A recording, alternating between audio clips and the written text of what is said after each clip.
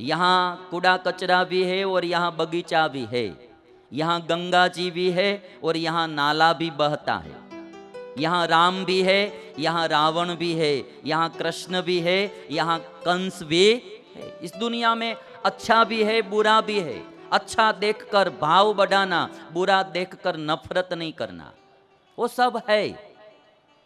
आप देख लीजिए, हम जब गुण ही देखते जाएंगे सबके तो भाव बढ़ेगा, अवगुण ही देखेंगे तो अभाव बढ़ेगा। परिवार में सास ससुर है, भाई भाई है, पति पत्नी है, उनके गुण हम देखेंगे तो भाव बढ़ेगा, अवगुण देखेंगे, दोष देखेंगे तो अभाव बढ़ेगा। कभी कभी आदमी में 100 गुण होते हैं और एक कोई दोष होता है, अवगुण होता है। उस अवगुण को देखकर उसको हम आगे करके देखते रहते हैं तो फिर वो आदमी में भाव नहीं होगा। 100 गुण को छोड़कर एक अवगुण को ही देखेंगे तो कभी हम सुखी नहीं होंगे। मैंने कल परसों कहा था कि अयोध्यापुरी लंकापुरी राक्षसों से भरी थी लंका।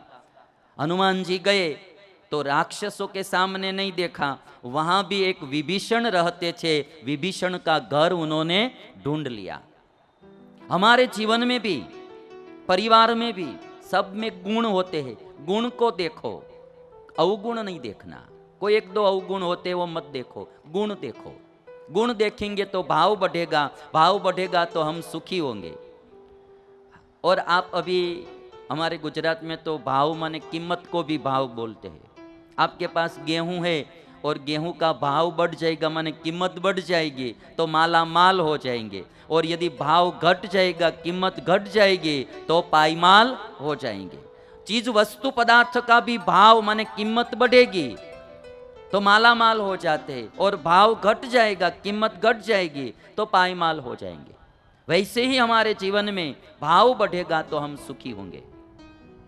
हमारा हृदय भाव से, स्नेह से भरा होना चाहिए। भाव क्या काम करता है आप देखिए। भाव है तो कौवा, बिल्ली और कुत्ते भी साथ में रह सकते हैं, और यदि भाव नहीं है, प्रेम नहीं है, स्नेह नहीं है परस्पर, तो परिवार के लोग भी साथ में नहीं रह सकते हैं। भाव आदमी के स्वभाव को बदल देता है। बस गुण देखना। मैं एक कथा सुनाऊंगा। एक राजा थे। राजा का नियम था कोई भी गलती करता है तो मृत्यु दंड दे देना।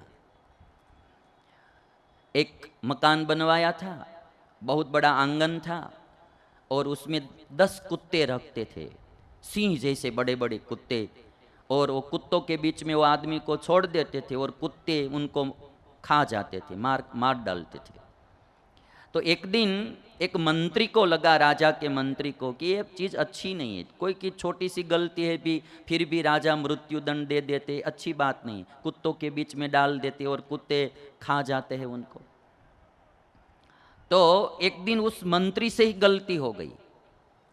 वो राजा का नियम था मृत्यु दंड देने का, तो बोल दिया तुम्हारी जो अंतिम इच्छा है वो बोलो, बाकी तुमको भी कुत्तों के बीच में ही जाना पड़ेगा। मंत्री ने कहा कि मुझे 10 दिन दे दीजिए, 11वें दिन मुझे कुत्तों के बीच में डाल देना। राजा ने कहा ठीक है।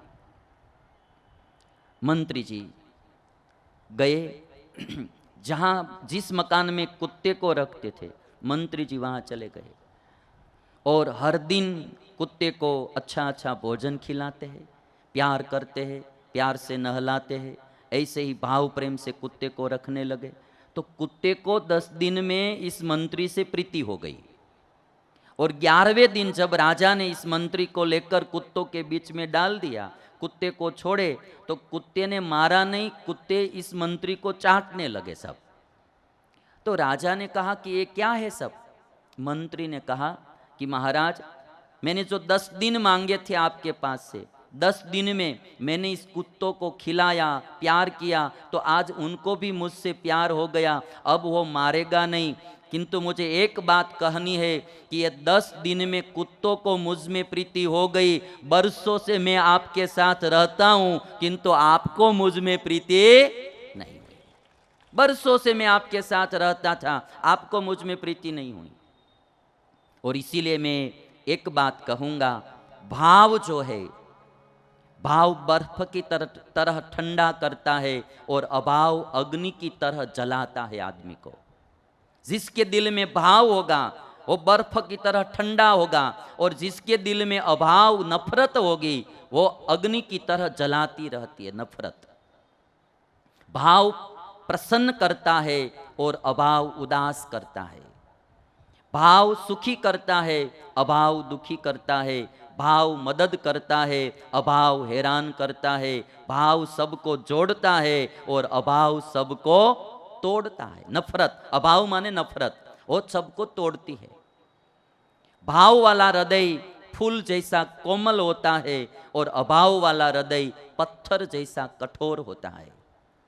भाव में फायदा है और अभाव में नुकसान है।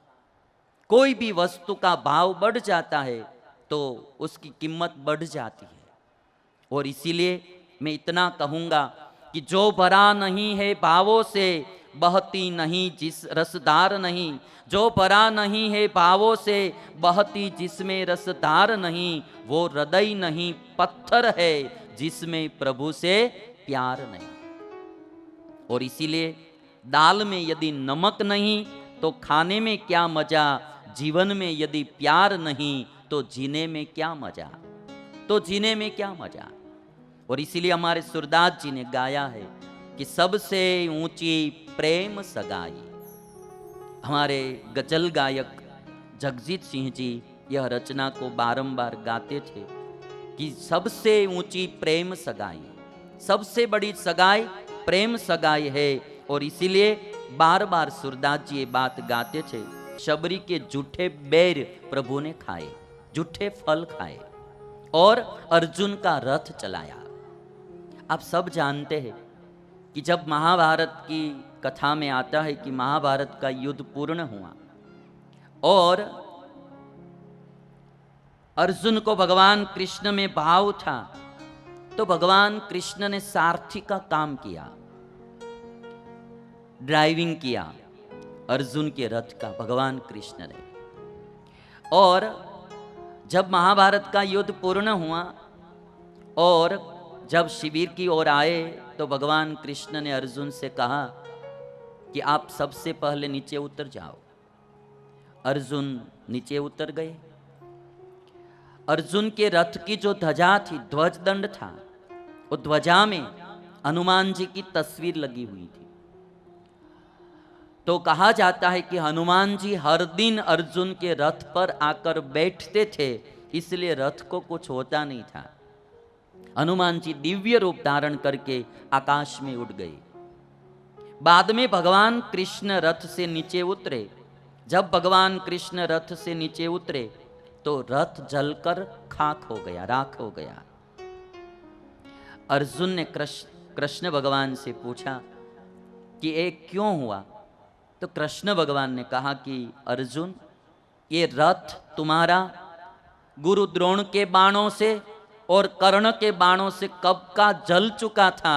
मैं बैठा था रथ पर, इसलिए अभी तक रहा, बचा रहा, बाकी कब का ही यह रथ जल चुका था।